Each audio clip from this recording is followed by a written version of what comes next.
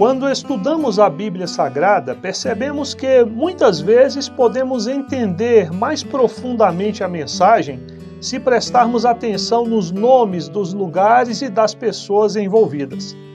Nós não vamos nos aprofundar nisso, mas hoje eu convido você a prestar atenção no nome do lugar e das pessoas envolvidas em nossa quinta mensagem, onde continuaremos falando sobre os princípios bíblicos para vencer os gigantes que aparecem em nossa vida. Nosso texto fala de duas batalhas que aconteceram durante o reinado de Davi, nas quais dois homens valentes mataram gigantes, nos revelando mais princípios da sabedoria de Deus.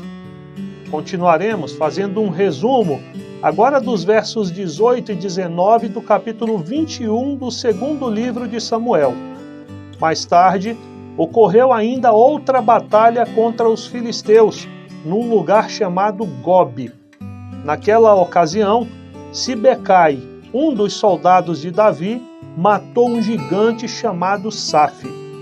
Ainda em Gobe, noutro combate contra os filisteus, Elanã matou Lami, o gigante irmão de Golias que possuía uma lança gigantesca.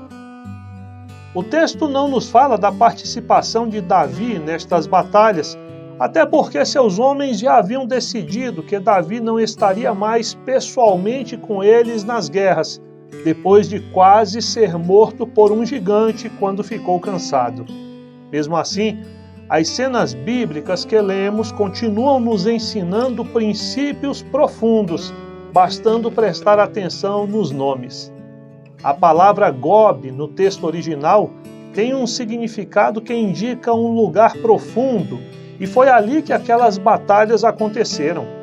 Nós lemos no capítulo 20 do primeiro livro de Reis que havia entre os inimigos a crença de que o Deus de Israel só era forte nos lugares altos, e podemos perfeitamente imaginar que dessa vez a estratégia deles era atrair Israel para lutar nos lugares baixos, fazer chegar, como se diz, ao fundo do poço, pensando que ali Deus não poderia mais agir. Os nomes dos dois gigantes que estavam nessas batalhas eram Safi, que significa aquele que é alto, e Lami, ou Golias, que era outro irmão do primeiro gigante morto por Davi. Golias significa esplendor, uma coisa que chama a atenção porque brilha.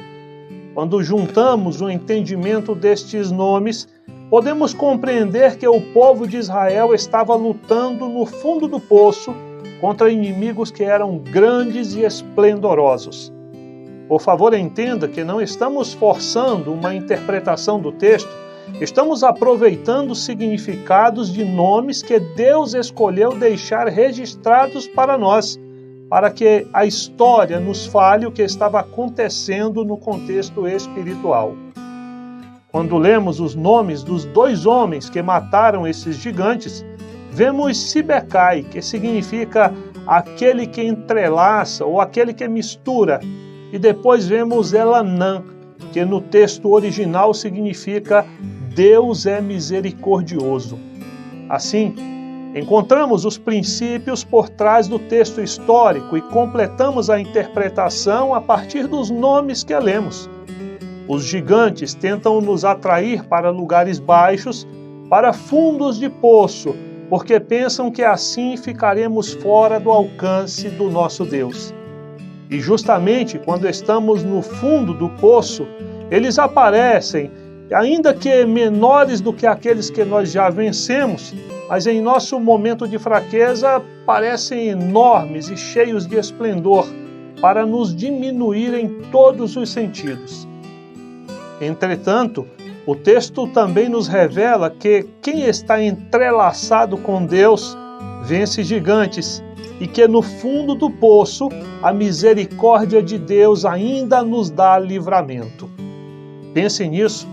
Para Deus não interessa se você está na montanha ou no fundo do poço, em momentos onde seu inimigo pensa que Deus se esqueceu de você.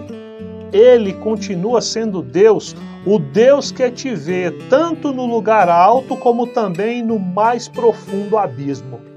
Se você continuar tendo intimidade com Deus, como representado pelo nome de Sibecai, Deus continuará te usando para vencer o gigante que pensa que é grande. E se você continuar confiando na misericórdia de Deus, representada pelo nome de Elanã, você vai derrotar os gigantes que pensam que podem brilhar mais do que Deus sobre sua vida. Continue conosco, aprendendo a derrotar gigantes aqui no programa Conexão Resgate. E acompanhe o pastor Natanael em nosso canal, @Família Seguindo Cristo no YouTube, onde Deus tem muito mais para dizer a você.